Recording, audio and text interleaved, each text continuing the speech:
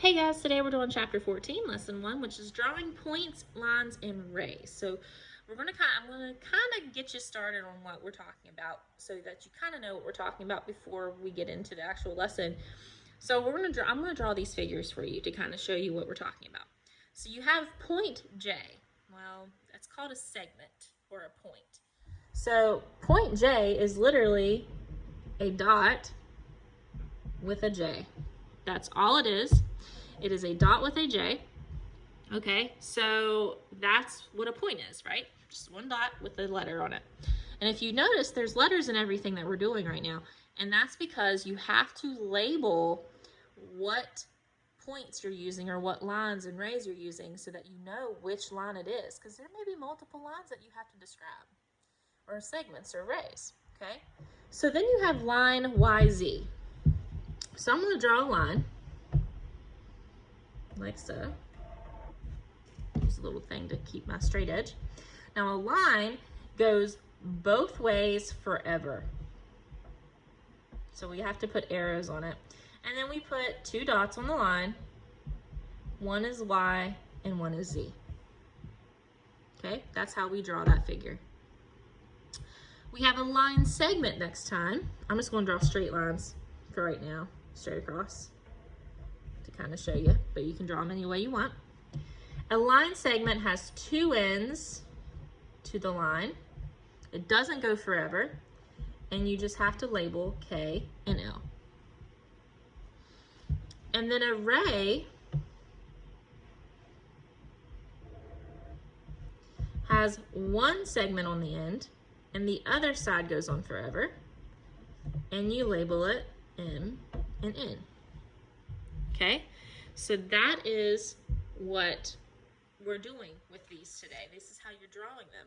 You have points, which are just a dot with a letter. You have a line which has two arrows, one on each side of the line, and Y and Z. You have line segments, which are ending each line with a segment or a point. An array that starts at a point and goes continuously forever. Think of this as like a sun. Like a sun's ray starts at the sun and comes to Earth, but it goes forever, right? So it continuously goes. So that's what a ray does.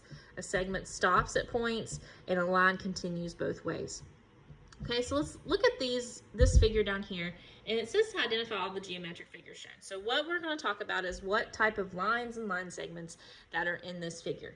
Well, it's labeled for us, so it makes it a little bit easier. Well, we know, let's start with points. What points do we have? Well, we know we have point A. I'm going to write points up here. Point A, point B, point C, point D, point E. All of those are points. So we can say those are part of geometric figures. We have some line segments here.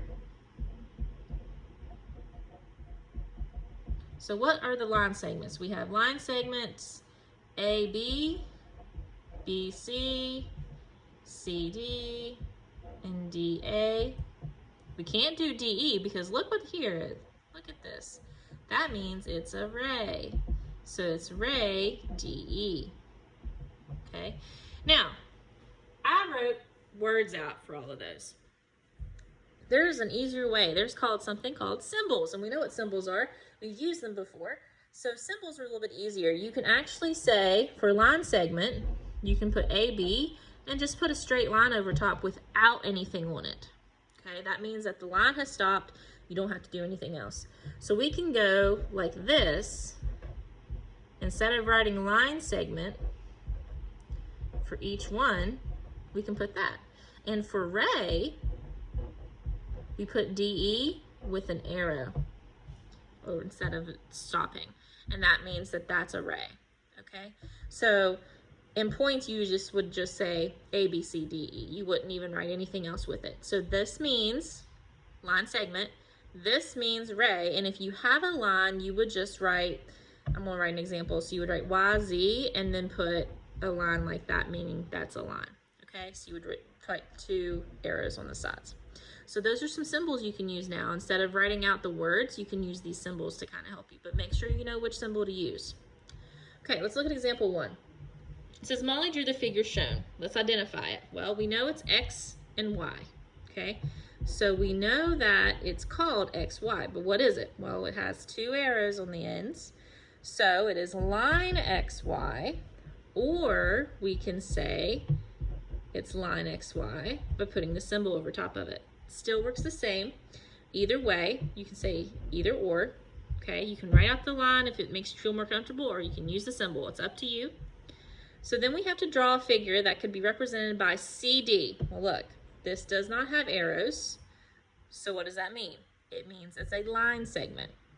So I'm going to draw a segment,